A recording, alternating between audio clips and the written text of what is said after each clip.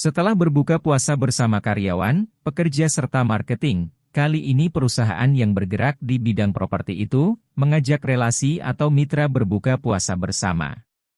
Buka puasa bersama penuh keakraban itu berlangsung di Terindra Hotel Makassar, Jalan Metro Tanjung Bunga, Makassar, Selasa, 11 April 2023, sore.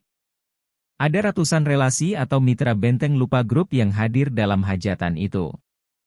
Baik mitra kerja sesama perusahaan properti, notaris dan hingga lingkup swasta dan pemerintahan lainnya.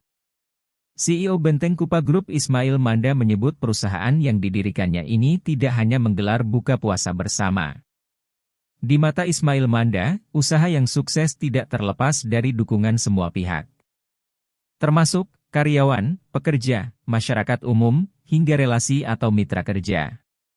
Ia berharap Benteng Kupa Group mampu menjadi mitra yang bermanfaat bagi karyawan, relasi hingga masyarakat luas. Ketua Benteng Kupa Berbagi, Misbahuddin Hajijini menambahkan relasi atau mitra kerja yang hadir dalam buka puasa bersama itu sebanyak 160 orang.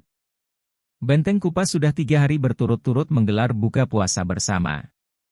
Tidak hanya di bulan Ramadan, Benteng Kupa Group juga rutin menggelar bakti sosial tiap pekannya.